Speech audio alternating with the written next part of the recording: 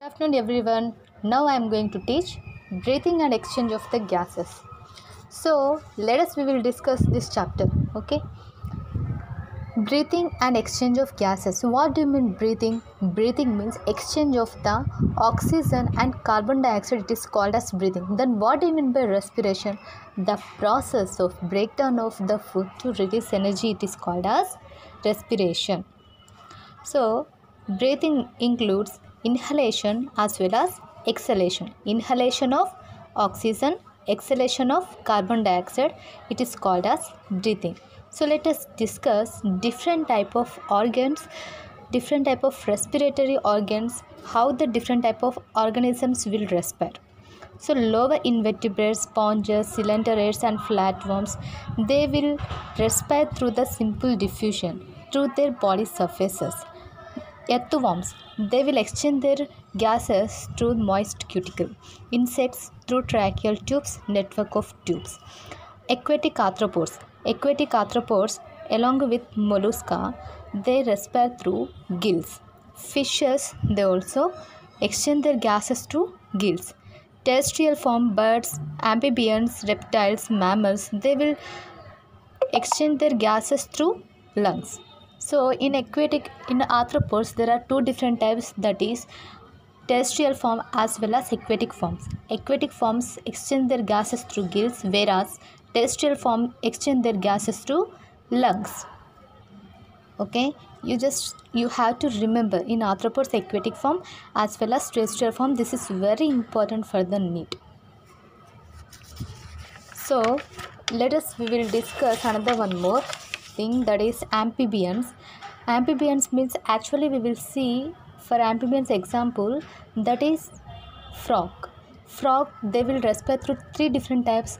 One is pulmonary respiration, cutaneous respiration, brachial respiration. We have one of the trick for this, that is PCP. P means pulmonary respiration means respiration takes place through the lungs. It is called as pulmonary respiration. Whereas cutaneous respiration is through skin. It is called as cutaneous respiration. Cutaneous, subcutaneous, dermis, all these things will comes under the skin. Another one more, branchial respiration means the respiration through gills. Now we will see the respiratory system. First we have the nostrils. The nostrils will be opens into the nasal chamber. The nasal chamber opens into the pharynx. It is called as the nasopharynx. Okay, the nasopharynx, after that it will be opens into trachea through larynx. So the larynx, it is also called as the voice box. It is larynx. Now trachea, it will be extends up to mid-thoracic cavity into primary and secondary bronchi. The bronchi are divided into bronchioles. The bronchioles are again divided into primary, secondary and tertiary bronchioles. And it will be opens into the alveoli. In the fifth thoracic vertebrae, the trachea will be divided into primary, left and right bronchi. In the fifth thoracic vertebrae, this is most important exam in the NEET.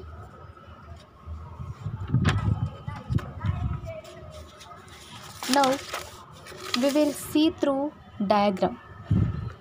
This is the nostrils. There are the two nostrils. Nostrils opens into the nasal cavity. Nasal cavity opens into the pharynx. Pharynx opens into larynx. So opening of this nasal cavity into pharynx is called as the nasopharynx.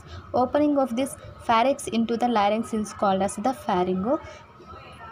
laryngopharynx. Now this larynx, it is a voice box, and it divides at the fifth thoracic cavity into left and right bronchi. This is called as bronchi, and this bronchi divided into bronchioles. These branches are called as bronchioles. Okay, primary and secondary bronchioles. This sac-like structure is called as the alveoli. So this is the lung. In these lungs, it is covered, all these bronchiole and bronchioles are covered by these lungs. So it is present in the lungs, and the lungs have two different types of layers, that is outer and the inner pleura. The pleura in this outer and inner pleura there is a presence of a fluid in between them. What is that fluid name? Pleural fluid. Pleural fluid. Below these lungs there is a diaphragm. Okay, the lungs is formed dorsally by vertebral column, ventrally by sternum, this is sternum, and ribs lower side by the diaphragm. Now why these lungs are set up in thorax? Why? Because exchange of the gases, there will, when there is changes in the volume of this thoracic cavity, they will be reflected in the lungs, in the pulmonary cavity, so that it will be settled in the lungs. Why? They will ask you one of the question that why the anatomical set of the lungs in thorax, what is the reason behind that? Why it is fixed in thoracic cavity, why not in other organs? Why? Because when there is change in that volume, means lungs volume, so change in the thoracic cavity it will be takes place. So what is this? The change in the lungs is directly proportional to change in the thoracic cavity. So what is the respiratory steps? We are going to see the what is the respiratory steps. There are 5 different types of steps in the respiration. First is the utilization of first breathing and the pulmonary ventilation and diffusion of the gases across alveolar lungs. Breathing and pulmonary ventilation means first we are taking the oxygen and exhaling the carbon dioxide.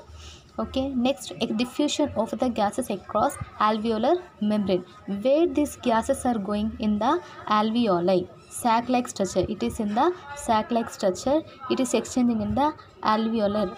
After the transport of these gases by the blood, it will take the oxygen, it will exhale the carbon dioxide. So when it will take the oxygen, it have to supply to all the tissues. So what is going to happen?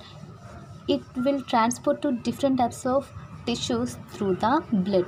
The blood will the medium for all the cells to supply oxygen. Diffusion of oxygen and carbon dioxide between blood and the tissue. Now blood is supplying oxygen to all the tissues and carbon dioxide are released from the tissues. Diffusion will be takes place between blood and the tissue. Now tissues took the oxygen, now they are releasing the carbon dioxide. What the tissues are going to do with the oxygen? They will utilize the oxygen for providing energy for us. Now we will see what do you mean by conducting part. What do you mean by conducting part? Conducting part, the part from where the nostrils to bronchioles, it is called as the conducting part. What do you mean by exchange part? Where the gases are going to exchange, then it is called as the exchange part. Means I told that sac like structure, it is called as the alveoli and the ducts are called as the exchange part. So what is the function of this conducting part? Conducting, the word itself means it conduct, it transport the oxygen, it transport the air into the lungs. So it clears the air from the particles and bring the air to body temperature. Okay, now what is the function of this exchange part? Exchange part function, it is the site of actual diffusion, exchange of the oxygen and the carbon dioxide between blood and atmospheric air. The name itself, exchange. What is going to exchange? Oxygen and carbon dioxide are the gases are going to exchange in the alveoli part. It is the function of exchanger part. Now come to pharynx. What is the pharynx? I told that pharynx, it is the common passage for food and the air. Larynx, it is a cartilaginous box and it helps in the sound production. It is called as voice box. Trachea, it is a straight tube. It will be extending up to mid thoracic cavity and it divides at the 5th thoracic cavity. Epiglottis. So what is the function of this epiglottis? So when we are taking the food, it will be passes into the pharynx. Pharynx is the common passage for food and air. So while the food is entering, the epiglottis will be closer towards trachea, so that food won't be entered into trachea. So we have one many of the people will say that while you are eating you should not talk. Why? Because the in the trachea the food may enter, and because of that we causes some sneezing, all these things, and some food particles will come from the nose. So because of that only we should not talk while eating. So let us discuss what is the mechanism of the breathing. As we know that what is the mechanism of breathing, inspiration and expiration is the mechanism of breathing. Inspiration means in inspiration, inhaling of the oxygen. Expiration, exhaling of the carbon dioxide is called as the expiration. Then what is going to happen in the inspiration, what is going to happen in the expiration, let us discuss. So in inspiration there is a contraction of the diaphragm. There is a contraction of this diaphragm. Diaphragm is contracted, and contraction of the external intercostal muscles. External intercostal muscles are contracted. So that what is going to happen, there is increases in the volume of thoracic chamber and pulmonary volume, decreases in the intrapulmonary pressure. So when there is decreases in the intrapulmonary pressure means there is decreases in the pressure inside the pulmonary cavity. So when there is decreases in the pressure in the pulmonary cavity, then gases will be taken inside, means oxygen is inhaled inside. Expiration means when there is pressure in the intrapulmonary pressure is more, then the gases which are intrapulmonary pressure is increases, means there is more amount of gases inside the pulmonary cavity. So when the pressure will be increases inside the pulmonary cavity, there is the gas which are present inside it, means carbon dioxide is present, it will be exhaled out, it is called as intrapulmonary pressure. And there is decreases in the thoracic cavity, and the pulmonary volume will be decreases. So we can observe clear cutly that while we are inhaling the oxygen, we can see there is increases in the volume of our chest cavity. So that it means contraction of diaphragm and contraction of external intercostal muscles are raised up, and volume will be increases. While we are releasing the carbon dioxide, we can clear cutly we can observe that it will come to normal position. So this is the diagram for the expiration.